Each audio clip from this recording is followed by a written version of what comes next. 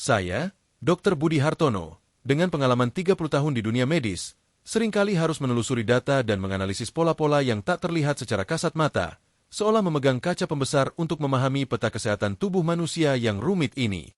Tugas saya bukan hanya menyembuhkan penyakit yang tampak, tetapi juga mengungkap misteri-misteri kesehatan tersembunyi, terutama yang terkait dengan kebiasaan sehari-hari yang kita anggap lumrah, bahkan bermanfaat. Salah satu area yang paling sering saya selidiki adalah dapur kita sendiri, sebuah tempat yang seharusnya menjadi sumber nutrisi dan kehidupan, namun tanpa kita sadari, bisa menyimpan ancaman yang tak terlihat. Banyak dari kita melihat kulkas sebagai benteng pertahanan makanan, tempat segala sesuatu tertata rapi dalam wadah-wadah transparan, bersinar dengan janji kesegaran seperti yang sering kita lihat dalam iklan atau dapur modern. Kita secara intuitif percaya bahwa mendinginkan makanan adalah cara terbaik untuk menjaga kualitasnya, memperpanjang masa simpannya, dan melindunginya dari bakteri jahat. Pemahaman ini telah menjadi dogma dalam rumah tangga kita. Kita mengisi rak-rak kulkas dengan segala jenis bahan makanan, dari sayuran hijau segar yang kita beli di pasar, buah-buahan eksotis, hingga sisa-sisa masakan semalam, semuanya dengan keyakinan bahwa kita sedang melakukan hal yang benar untuk kesehatan keluarga. Namun, penelitian yang saya lakukan selama bertahun-tahun, didukung oleh studi ilmiah mendalam dan testimoni nyata dari pasien, telah membuka mata saya pada sebuah fakta yang mengejutkan, sebuah kebenaran yang bertentangan dengan kepercayaan umum ini. Ada setidaknya 8 jenis makanan yang kita anggap sehat dan secara rutin kita simpan di kulkas, namun tindakan tersebut justru menjadi pemicu risiko kanker dan penyakit kronis. Ini bukan sekadar mitos atau spekulasi. Ini adalah hasil dari interaksi kompleks antara suhu dingin, struktur kimia makanan, dan pertumbuhan mikroorganisme tertentu yang, ironisnya, kadang justru dipercepat atau diubah menjadi lebih berbahaya oleh lingkungan kulkas. Mari kita bahas secara mendalam mengapa beberapa makanan ini tidak cocok untuk kulkas dan bagaimana efeknya pada kesehatan kita. Pertama, mari kita mulai dengan sayuran berdaun hijau seperti bayam dan selada. Kita sering melihat sayuran-sayuran ini ditumpuk rapi di bagian bawah kulkas, dibungkus plastik atau disimpan dalam wadah kedap udara, berharap kesegarannya bertahan lama. Namun, yang tidak kita sadari adalah bahwa sayuran berdaun hijau ini kaya akan nitrat alami. Nitrat sendiri tidak berbahaya, bahkan merupakan bagian penting dari diet sehat. Masalahnya muncul ketika sayuran ini disimpan dalam lingkungan dingin dan lembab di kulkas, terutama setelah dipotong atau dicuci. Bakteri tertentu yang secara alami ada pada sayuran, seperti Nitrosomonas dan Nitrobacter, dapat mengubah nitrat menjadi nitrit. Nitrit inilah yang berbahaya. Pada suhu dingin kulkas, meskipun pertumbuhan bakteri secara umum lambat, beberapa jenis bakteri nitrat reduksi justru dapat bertahan dan beraktivitas. Proses ini dipercepat jika sayuran sudah rusak atau mulai layu. Ketika nitrit masuk ke dalam tubuh kita, terutama jika dikonsumsi bersama protein yang mengandung asam amino, ia dapat bereaksi membentuk nitrosamin. Nitrosamin adalah senyawa karsinogenik yang dikenal kuat dan telah terbukti memicu berbagai jenis kanker, termasuk kanker lambung, esofagus, dan usus besar. Selain itu, nitrit juga dapat mengganggu kemampuan darah untuk membawa oksigen, menyebabkan kondisi yang disebut metemoglobinemia, terutama berbahaya bagi bayi. Kualitas gizi sayuran juga menurun drastis. Vitamin C, folat, dan antioksidan penting lainnya cenderung lebih cepat terdegradasi di lingkungan kulkas yang tidak ideal, mengurangi nilai nutrisi yang seharusnya kita dapatkan dari sayuran sehat ini. Kelembaban berlebihan juga dapat menyebabkan pembusukan lebih cepat, memicu pertumbuhan jamur yang tidak diinginkan. Kedua, tomat. Buah ini seringkali kita tempatkan di rak tengah kulkas agar tetap segar dan tidak cepat busuk. Namun, para ahli kuliner dan ilmuwan makanan sepakat bahwa kulkas adalah musuh utama tomat. Suhu dingin di bawah 12 derajat Celcius secara drastis mengubah tekstur dan rasa tomat. Membran sel tomat, yang bertanggung jawab atas kekenyalan dan juiciness-nya, akan rusak. Ini menyebabkan tomat menjadi lembek, bertepung, dan kehilangan kekencangannya. Yang lebih krusial adalah dampaknya pada profil rasa dan aroma. Tomat mengandung senyawa volatil yang memberikan rasa dan aroma khasnya. Suhu dingin kulkas menghambat aktivitas enzim yang memproduksi senyawa-senyawa ini.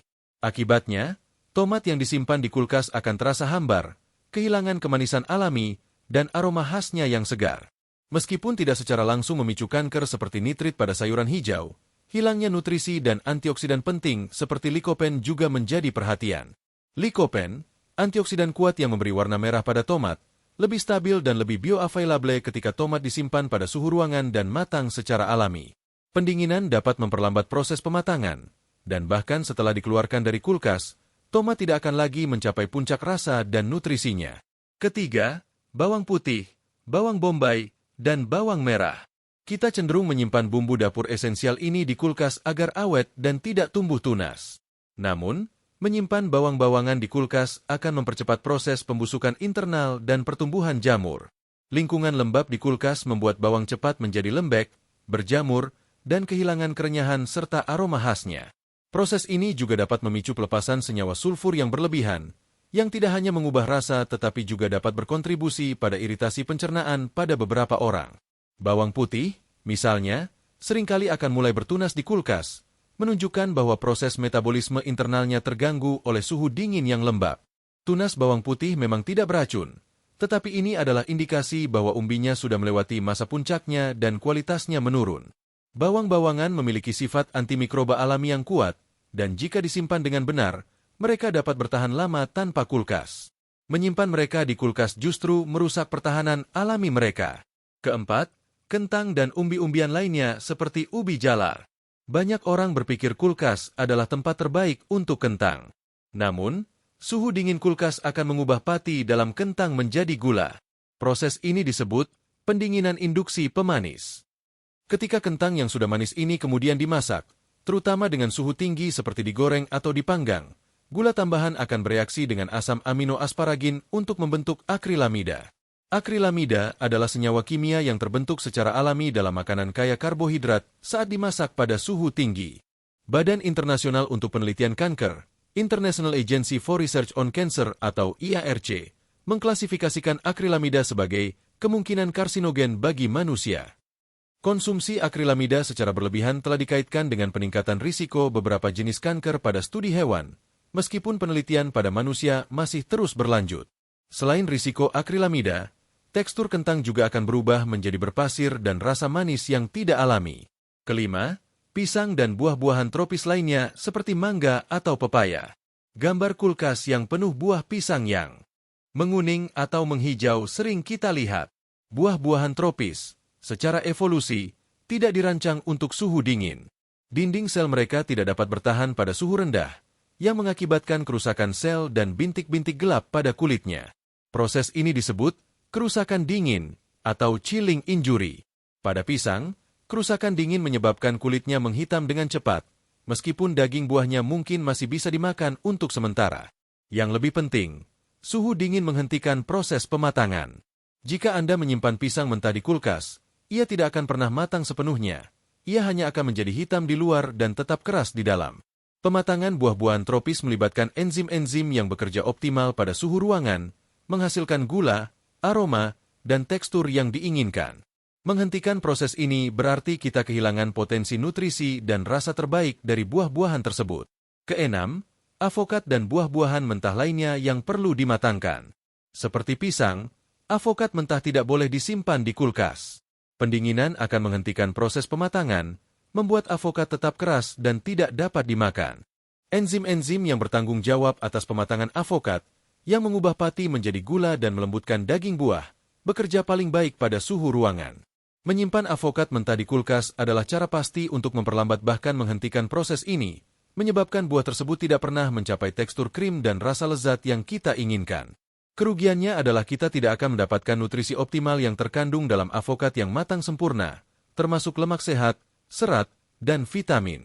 Ketujuh, berbagai jenis saus dan bumbu yang telah diproses atau diencerkan, yang sering kita sebut sebagai produk kalengan atau dalam kemasan jar yang sudah dibuka, atau bahkan saus buatan rumah. Meskipun seringkali ada instruksi untuk menyimpan di kulkas setelah dibuka, terlalu lama di kulkas atau dalam wadah yang tidak tepat bisa jadi masalah. Ambil contoh, saus tomat atau saus cabai buatan sendiri tanpa pengawet kuat. Ketika disimpan terlalu lama di kulkas, terutama dalam wadah yang tidak steril atau sering dibuka tutup, risiko kontaminasi silang dan pertumbuhan bakteri tertentu tetap ada, meskipun lambat.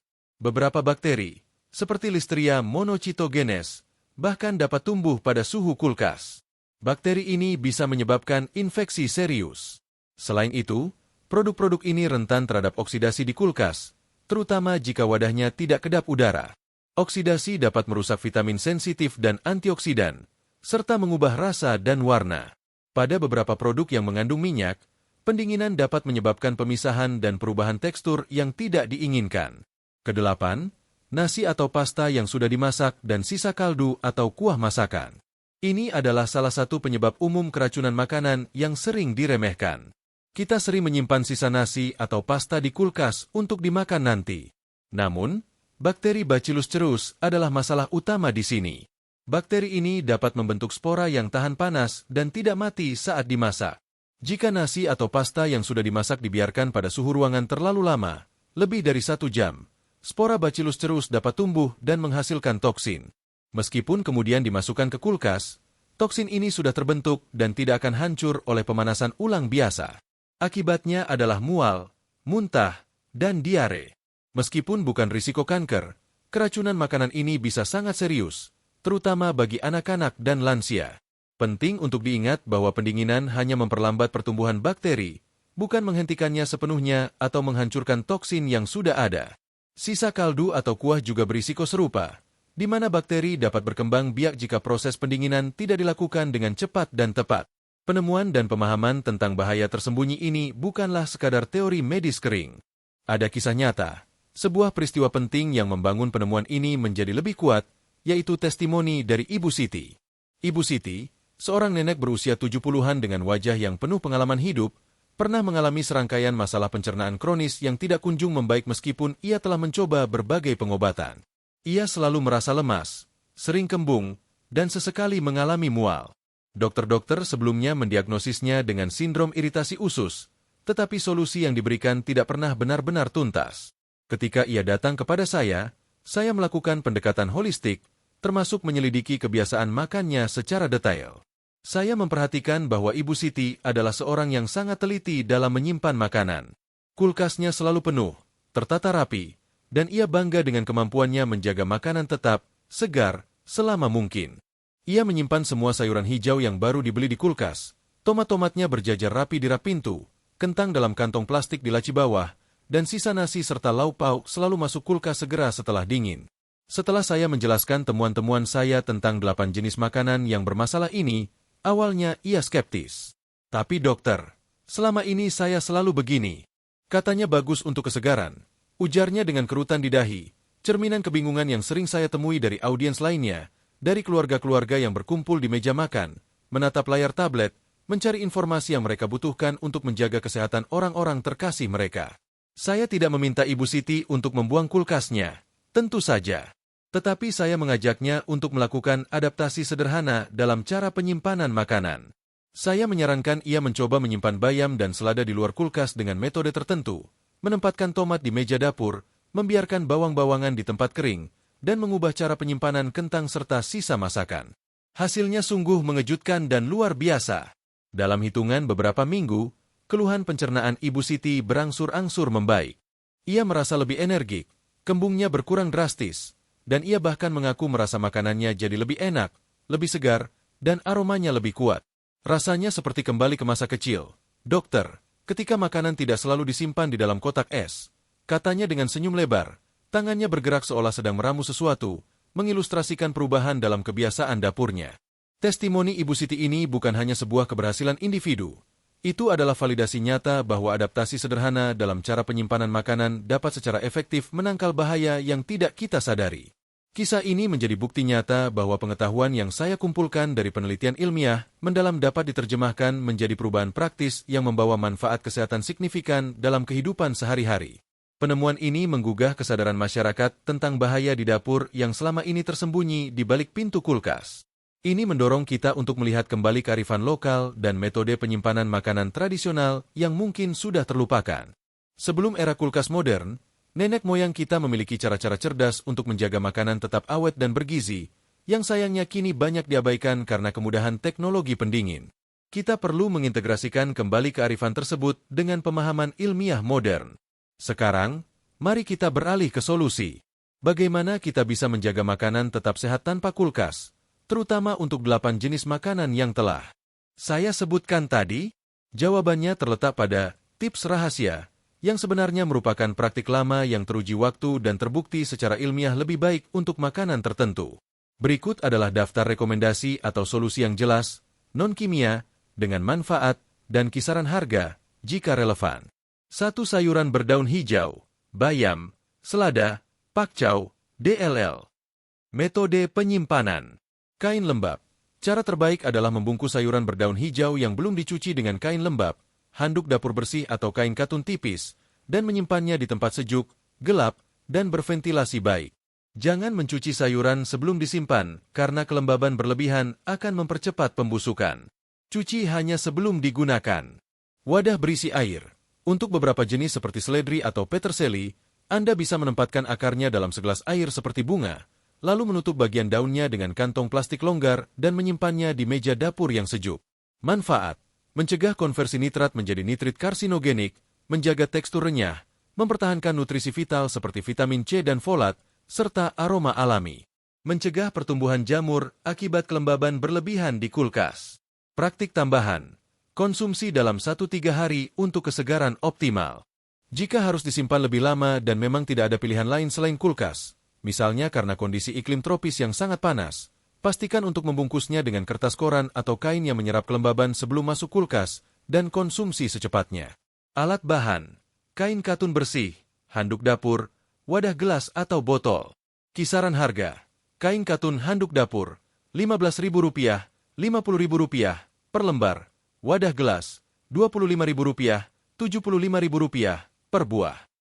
2. Tomat. Metode penyimpanan. Simpan tomat pada suhu ruangan, jauh dari sinar matahari langsung, idealnya di keranjang atau mangkuk terbuka. Jangan menumpuknya terlalu banyak agar ada sirkulasi udara. Letakkan dengan bagian tangkai menghadap ke bawah untuk mencegah udara masuk dan kelembaban keluar. Manfaat: mempertahankan tekstur padat, rasa manis alami, dan aroma khasnya. Memungkinkan proses pematangan berlanjut secara alami, meningkatkan kadar likopen dan senyawa antioksidan lainnya. Mencegah tekstur lembek dan hambar. Praktik tambahan: hanya simpan tomat yang sudah matang di kulkas jika Anda tidak akan mengonsumsinya dalam 1-2 hari dan Anda ingin menghentikan proses pematangan. Namun, rasanya tidak akan sebaik tomat yang disimpan di suhu ruangan. Alat bahan: keranjang anyaman atau mangkuk terbuka, tidak kedap udara. Kisaran harga: keranjang anyaman, Rp30.000, Rp150.000, mangkuk keramik kayu, Rp50.000, Rp250.000. 3. Bawang putih, bawang bombay, dan bawang merah. Metode penyimpanan: simpan di tempat yang sejuk, gelap, kering, dan berventilasi baik. Jangan menyimpan dalam kantong plastik tertutup karena memerangkap kelembaban dan mempercepat pembusukan serta pertumbuhan jamur.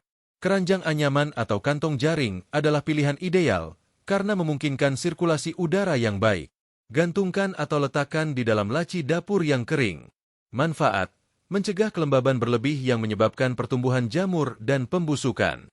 Menjaga kerenyahan, aroma tajam, dan sifat antimikroba alami. Mencegah bertunas terlalu cepat.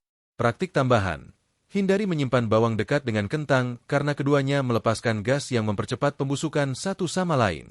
Alat bahan: keranjang anyaman, kantong jaring, mesh bag, atau nampan bambu yang berlubang. Kisaran harga: kantong jaring mesh bag, Rp10.000, Rp30.000 per set. Keranjang anyaman, Rp40.000, Rp180.000. 4. Kentang dan umbi-umbian, ubi jalar, singkong. Metode penyimpanan: simpan di tempat yang sejuk, gelap, dan kering. Idealnya di keranjang atau karung goni yang berventilasi baik, jauh dari sinar matahari langsung dan kelembaban. Suhu ideal adalah sekitar Juli 10 derajat Celcius, yang biasanya bisa dicapai di dalam lemari dapur atau gudang yang tidak terlalu panas. Manfaat: mencegah konversi pati menjadi gula yang berlebihan, sehingga mengurangi pembentukan akrilamida saat dimasak. Menjaga tekstur asli dan rasa alami. Mencegah tunas dan pembusukan akibat kelembaban. Praktik tambahan: jangan mencuci kentang sebelum disimpan. Tanah kering pada kulitnya membantu melindunginya dari pembusukan. Periksa secara berkala dan buang yang mulai busuk agar tidak menular ke yang lain. Alat bahan: keranjang anyaman, karung goni, burlapsak, kotak kayu berventilasi. Kisaran harga: karung goni, Rp15.000, Rp40.000. Keranjang kayu anyaman, Rp50.000, Rp250.000. 5. Pisang dan buah-buahan tropis, mangga, pepaya, nanas. Metode penyimpanan: Simpan pada suhu ruangan. Biarkan buah-buahan ini matang secara alami di meja dapur atau dalam keranjang buah. Setelah matang, jika memang tidak bisa langsung dihabiskan, barulah bisa dipertimbangkan untuk menyimpan sebentar di kulkas untuk memperlambat proses pembusukan, namun rasanya mungkin sedikit berkurang. Manfaat: memungkinkan pematangan sempurna, mengembangkan rasa manis, aroma khas, dan tekstur yang optimal. Mencegah kerusakan dingin yang menyebabkan kulit menghitam dan daging buah menjadi lembek. Mempertahankan nutrisi yang terbentuk selama proses pematangan. Praktik tambahan: untuk pisang, Anda bisa membungkus bagian batang dengan plastik wrap untuk memperlambat pelepasan gas etilen dan memperpanjang umur simpannya sedikit. Alat bahan: keranjang buah terbuka atau mangkuk. Kisaran harga: keranjang buah Rp30.000, Rp150.000. 6. Avokat dan buah-buahan mentah lainnya yang perlu dimatangkan. Metode penyimpanan: simpan avokat mentah pada suhu ruangan. Untuk mempercepat pematangan, Anda bisa menyimpannya dalam kantong kertas bersama pisang atau apel, karena buah-buahan ini melepaskan gas etilen yang membantu pematangan. Setelah matang sempurna, jika tidak segera dikonsumsi, baru boleh disimpan di kulkas maksimal 1-2 hari untuk memperlambat pembusukan. Manfaat: memastikan avokat matang sempurna, menghasilkan tekstur krim yang lembut dan rasa gurih yang kaya. Mempertahankan lemak sehat, serat, dan vitamin yang optimal. Praktik tambahan: jika avokat sudah dipotong, Anda bisa menyimpannya dengan biji tetap menempel di salah satu sisi. Oleskan sedikit perasan lemon atau minyak zaitun pada permukaan yang terbuka, lalu bungkus rapat dengan plastik wrap dan simpan di kulkas sebentar. Alat bahan: kantong kertas coklat. Kisaran harga: kantong kertas Rp5.000, Rp15.000 per pack. 7 saus dan bumbu olahan yang dibuka. Contoh: saus tomat, saus sambal, kecap. Metode penyimpanan: banyak produk komersial memang dirancang untuk disimpan di kulkas setelah dibuka karena mengandung pengawet minimal. Namun, untuk saus buatan rumah tanpa pengawet kuat, yang terbaik adalah membuat dalam jumlah kecil yang bisa dihabiskan dalam beberapa hari. Jika harus disimpan, gunakan wadah kaca steril, tertutup rapat, dan tempatkan di bagian kulkas yang paling dingin. Konsumsi secepatnya. Pertimbangkan metode pengawetan tradisional seperti fermentasi atau pengasinan jika ingin tahan lebih lama tanpa kulkas. Manfaat: meminimalkan risiko pertumbuhan bakteri dan kontaminasi silang. Mempertahankan integritas rasa dan nutrisi. Fermentasi dapat memperkaya profil probiotik. Praktik tambahan: untuk beberapa saus buatan rumah, penambahan cuka, garam, atau minyak zaitun dalam jumlah cukup bisa memperpanjang masa simpan di suhu ruangan dalam wadah tertutup rapat. Alat bahan: wadah kaca steril kedap udara. Kisaran harga: wadah kaca kedap udara Rp30.000, Rp100.000 per buah. 8 nasi, pasta, dan kaldu masak. Metode penyimpanan: ini adalah kategori yang paling krusial untuk penanganan suhu yang cepat. Setelah dimasak, dinginkan secepat mungkin, dalam waktu 1 jam, dengan membagi menjadi porsi kecil di wadah dangkal atau menyebar di piring. Setelah dingin, baru masukkan ke kulkas dan konsumsi dalam waktu 1-2 hari. Jika ingin lebih lama, bekukan langsung setelah pendinginan cepat. Untuk penyimpanan tanpa kulkas, misalnya untuk piknik, harus dikonsumsi dalam waktu 1-2 jam setelah dimasak. Manfaat: mencegah pertumbuhan bakteri Bacillus cereus dan produksi toksin penyebab keracunan makanan. Menjaga keamanan pangan. Praktik tambahan: jangan pernah biarkan nasi atau pasta matang berada di suhu ruangan lebih dari 1 jam. Panaskan kembali hingga mendidih sebelum dikonsumsi. Alat bahan: wadah makanan kedap udara, untuk kulkas, freezer. Kisaran harga: wadah makanan Rp20.000, Rp70.000 per set. Selain 8 makanan spesifik ini, ada beberapa prinsip umum penyimpanan makanan tanpa kulkas yang bisa kita pelajari dari generasi terdahulu, sebagaimana tercermin dalam gambaran dapur tradisional dengan keranjang-keranjang anyaman berisi cabai, bawang, dan rempah di ruang yang sejuk dan berventilasi. Ini adalah kearifan yang mengandalkan iklim dan bahan alami. Penyimpanan di tempat sejuk, gelap, dan kering. Ini adalah aturan emas untuk banyak bahan makanan. Ruang seperti dapur tradisional dengan jendela yang memungkinkan sirkulasi udara namun tidak terkena sinar matahari langsung adalah contoh ideal. Cabai dan rempah kering. Cabai segar seperti yang terlihat di keranjang akan lebih awet di suhu ruangan dalam keranjang berventilasi. Jika dikeringkan, Mereka bisa bertahan berbulan-bulan. Rempah-rempah kering juga harus disimpan di wadah kedap udara di tempat gelap dan kering. Biji-bijian dan kacang-kacangan simpan di wadah kedap udara untuk mencegah kelembaban dan hama. Penggunaan wadah tradisional. Gerabah atau kendi tanah liat. Seperti yang terlihat dalam gambar, pot-pot tanah liat ini memiliki sifat pori-pori mikro yang memungkinkan sedikit penguapan, menciptakan efek pendinginan alami. Air yang menguap dari permukaan pot akan membawa panas, menjaga isi di dalamnya sedikit lebih dingin daripada suhu sekitar. Ini sangat baik untuk menyimpan air minum atau bahkan beberapa jenis sayuran akar. Keranjang anyaman bambu atau rotan memberikan sirkulasi udara yang sangat baik, mencegah kelembaban terperangkap yang dapat menyebabkan pembusukan dan jamur. Sangat cocok untuk bawang, kentang, dan beberapa jenis buah.